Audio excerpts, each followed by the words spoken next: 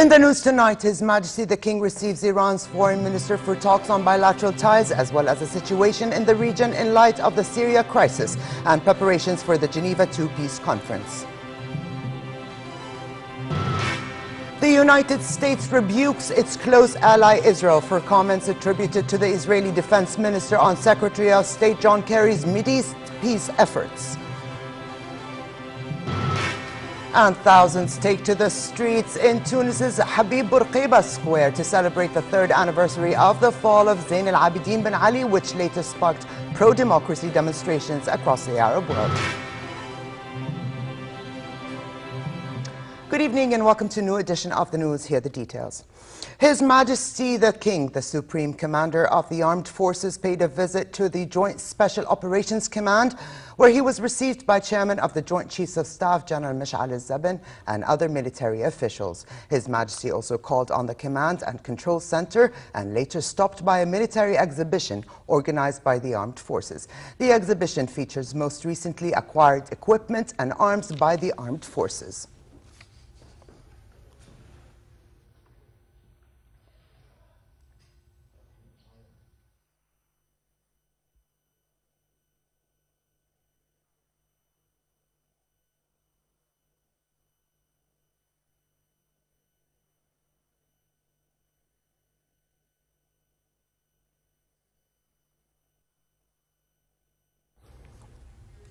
His Majesty King Abdullah held talks here in Amman with Iranian Foreign Minister Mohammad Javad Zarif on latest developments in the region, namely the Syria crisis and Mideast peace efforts. His Majesty reiterated Jordan's position on Syria, which calls for a political solution that ends the bloodshed and preserves the unity of the country and people.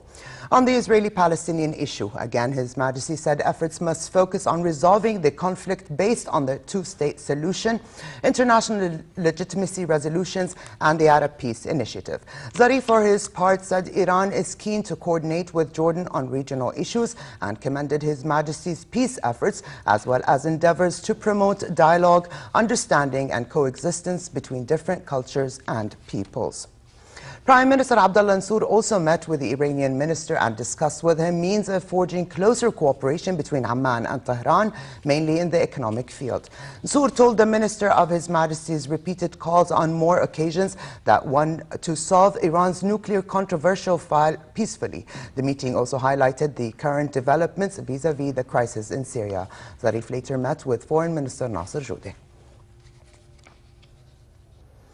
Zarif arrived in Amman after talks in Baghdad with Iraqi Prime Minister Nouri al-Maliki and his counterpart Hoshyar Zebari on regional issues, mainly Syria's civil war. It is still not decided if Iran will attend the Geneva Peace Conference on Syria, with Washington and the Syrian opposition voicing reservations about inviting Tehran to the talks. It was only some 2 weeks ago that the United States held out the possibility that Iran might play a role on the sidelines of a Syria peace conference, even if not formally invited. Algeria's Foreign Minister Ramadan Al-Amamra is on a visit to Jordan to discuss ways of enhancing bilateral cooperation as well as regional issues. He met with the Prime Minister, who praised the historic Jordanian-Algerian ties, especially in the economic, industrial and educational fields, and said a new momentum is needed to further relations in various fields. The meeting also dealt with challenges facing Jordan in light of regional turmoils and the additional pressures of hosting a growing number of Syrian refugees. Talks touched on efforts to convene a peace conference on Syria, as well as U.S. mediation efforts with the Palestinians and Israelis to reach a peace settlement. Foreign Minister Nasser Joudeh also held talks with his Algerian counterpart. Joudeh briefed him on the outcome of the meeting of the Friends of Syria group, which convened in Paris this week, as well as the Arab Peace Initiative Committee meeting with U.S. Secretary of State John Kerry. The two ministers agreed on the need for concerted efforts to convene the Geneva II conference on Syria as the only political solution to end the crisis in the country.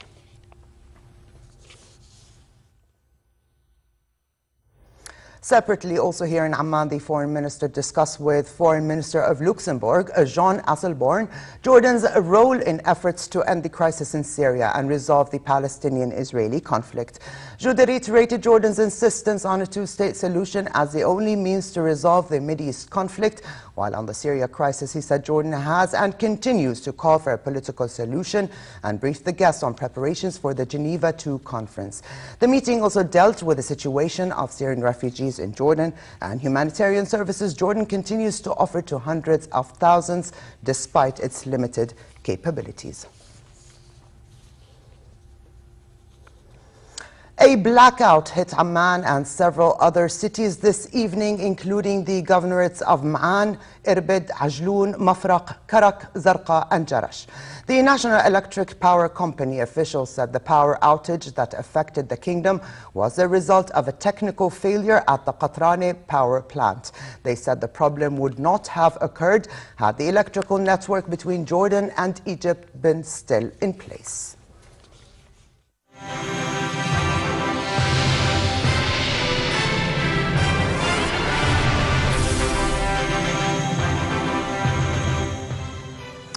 The United States today rebuked Israel for comments attributed to the Israeli defense minister, suggesting that U.S. Secretary of State John Kerry's quest for Israeli-Palestinian peace is messianic and obsessive. The remarks of the defense minister, if accurate, are offensive and inappropriate, especially given all that the United States is doing to support Israel's security needs, said the State Department spokeswoman Jen Psaki.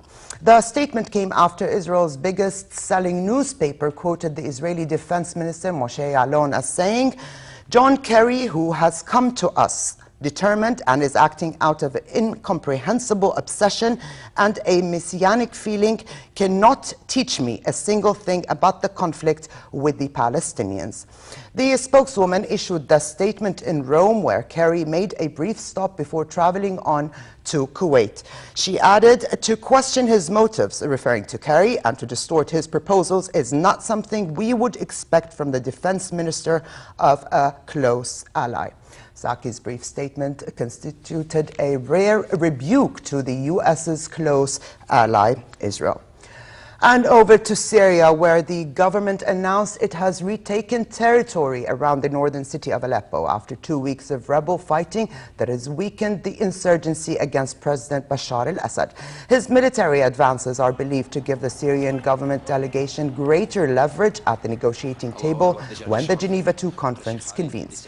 Also, the deadly conflict among various rebel groups is hoped to allow Assad to portray himself as the only secular alternative in Syria to a radical Islamist regime when peace talks will take place at the Geneva conference next week. The eastern side of Aleppo was the main country's commercial hub and most populous city before the conflict erupted in 2011. And violence in Iraq saw coordinated attacks today near the western city of Fallujah that destroyed 2 army tanks and the capturing of a police station. Car bombs and shootings killed at least 25 people, mainly in Baghdad.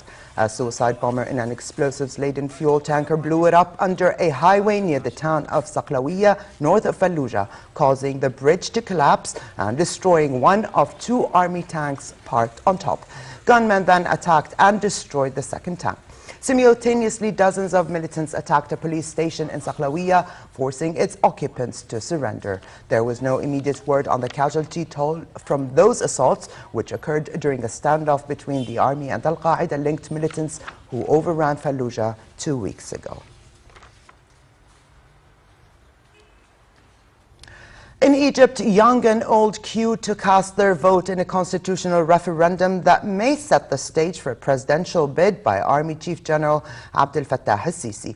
With no sign of a campaign against the constitution, the draft is expected to pass easily, with large supporting among many Egyptians. This is the first vote since the military-backed government took over in July, when it overthrew Islamist former President Mohamed Morsi. The referendum will mark the 3rd time Egyptians have voted on constitutional arrangements arrangements since the uprising against Mubarak. Overall, it is the 6th election or referendum since Mubarak's downfall. Human Rights Watch expressed concern that 7 activists from the strong Egyptian party face criminal charges for hanging posters calling for a no vote in the referendum.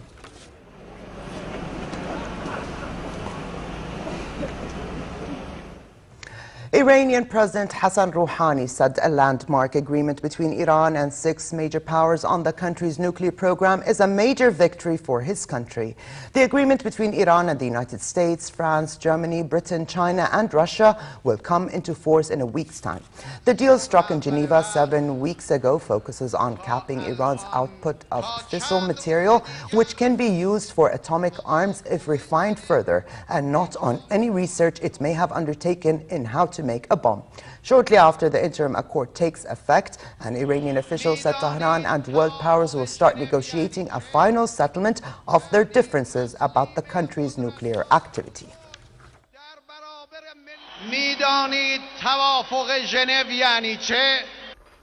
The Geneva Agreement will be put into action within the next few days. Do you know what the Geneva Agreement means?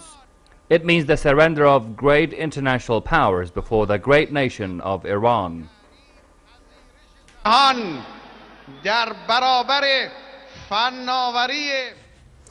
And Tunis today celebrated the 3rd anniversary since the downfall of Zain al-Abidin bin Ali.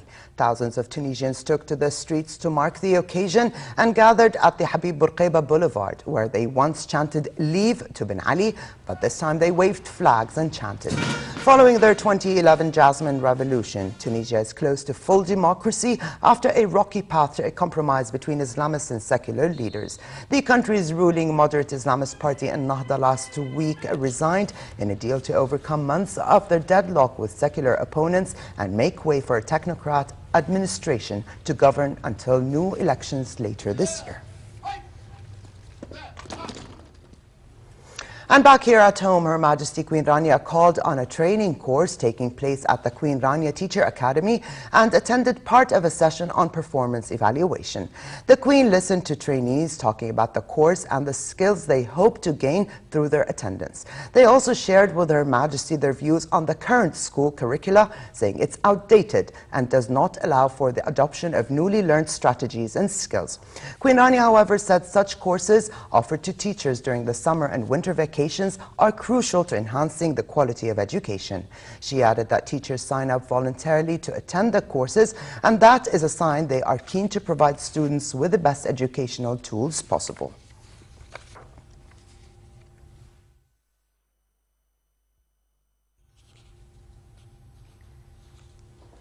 One of the world's largest collections of World War I diaries is being digitized by Britain's National Archives in a mammoth task that will take several years to complete. The digitization is part of a 5-year program commemorating the centenary of the conflict.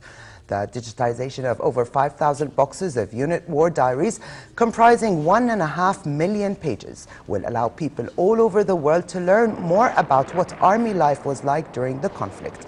The World War I diaries themselves are official documents that all army units were required to keep and log day-to-day activities during the war, and are the most popular of the archive's Great War collection.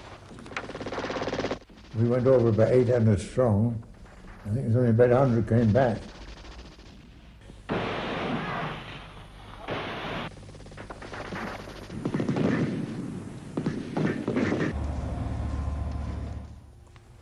Michelle Obama's fashion is making history again, as her second inaugural gown will be displayed at the Smithsonian National Museum of American History.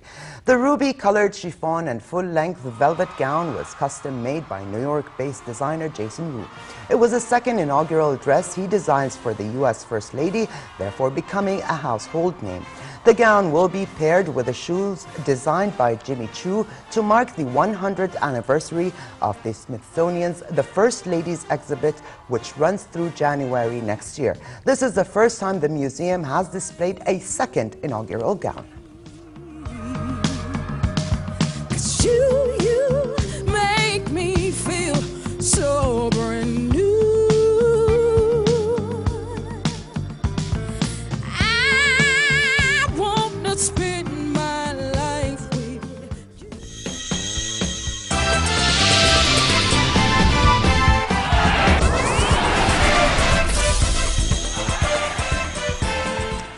Coca-Cola unveiled its national anthem for the 2014 World Cup with a Latin flavor. The World Is Ours was launched in Bogota, Colombia by 3 musicians from Latin America.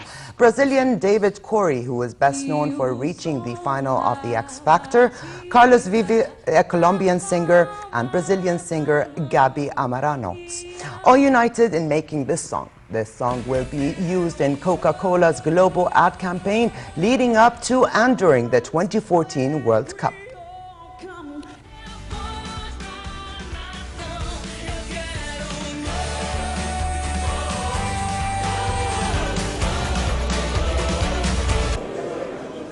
A highly emotional Cristiano Ronaldo described his victory at the Ballon d'Or Awards in Zurich yesterday as an unbelievable feeling.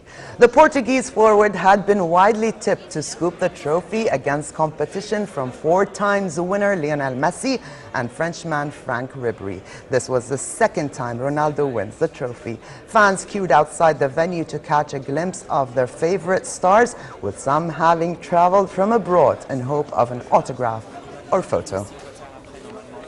It was a legend of football, and to be mentioned next to him for the Golden Ball, it was unbelievable feeling. I cannot expect a better night than this one, even in my dreams. This especially goes to our director, Nasim Khamaisi, who always accuses me of being a Barcelona fan. And finally, it continues to be cold and partly cloudy tonight with southeasterly fresh winds. Relatively cold weather conditions prevail tomorrow in most regions, but it'll be fair in the Jordan Valley, where temperatures will hover around the low 20s. Winds will be southeasterly brisk, blowing dust in the Badia region. The Gulf of Aqaba should expect a cold night but fair day tomorrow, with northerly moderate to fresh winds and slightly choppy seas. You now have a look at temperatures forecast for tonight and tomorrow.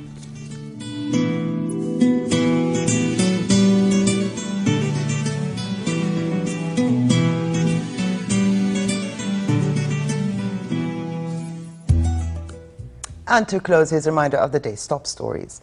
His Majesty the King receives Iran's foreign minister for talks on bilateral ties as well as the situation in the region in light of the Syria crisis and preparations for the Geneva II peace conference. The United States rebukes its close ally Israel for comments attributed to the Israeli defense minister on Secretary of State John Kerry's Mideast peace efforts. And thousands take to the streets in Tunis's Habib Bourguiba Square to celebrate the 3rd anniversary of the fall of Zain al-Abidin bin Ali, which later sparked pro-democracy demonstrations across the Arab world. And with this, we come to the end of this edition of the news. I'm Ali Tuqan. Thank you for joining us and have a good night.